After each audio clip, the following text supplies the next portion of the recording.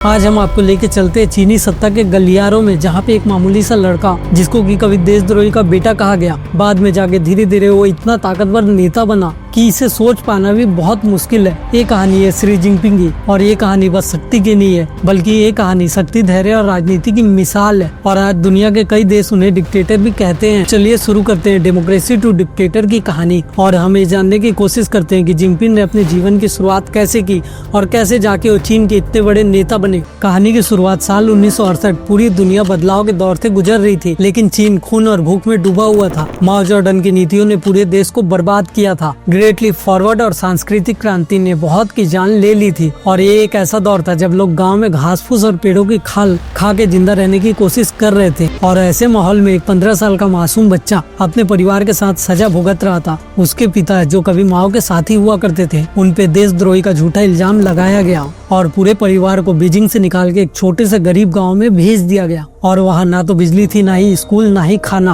और अगले 7 सालों तक जिनपिंग वहीं पे रहे। उन्होंने गोबर तक उठाया, खेतों में काम किया और बहुत से लोगों के बहुत सारे ताने भी सुने। और उसके बाद उन्होंने सत्ता में जाने का रास्ता खोजा और उन्होंने राजनीति सिस्टम को समझना स्टार्ट कर दिया। इसीलिए उन्होंने अपने गांव में काम करना स्टार्ट कर दिया और उन्होंने गांव में बहुत सारे काम किए, लोगों के बीच अपना भरोसा बनाया। और उनका काम ऐसा था कि धीरे धीरे लोग उन्हें अपना नेता मानने लगे।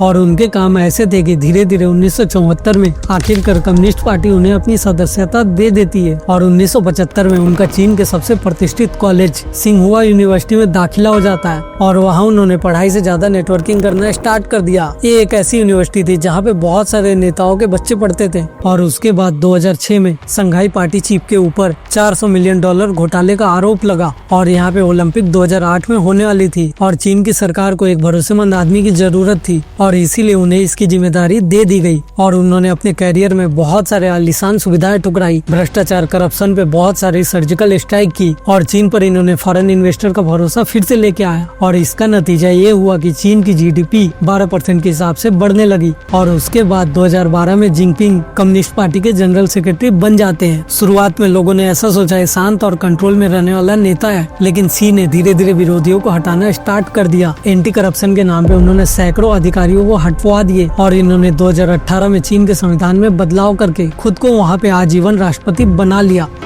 ये बड़ी चुनौती, और यहाँ से इनकी तानाशाही की सफर स्टार्ट हो जाती है। शी जिनपिंग के शासन में चीन की जीडीपी, मैन्युफैक्चरिंग और तकनीक सेक्टर में बहुत बड़ा विकास होता है। पर यहाँ पे सबसे बड़ा सवाल ये है कि क्या डर और नियंत्रण पे कभी भी इतना बड़ा सिस्टम कितने ज्यादा दिनों तक तरक्की कर सकता है। अगर आपको ये वीडियो पसंद आई हो तो इस वीडियो को लाइक, शेयर और चैनल को सब्सक्राइब करना ना भूले।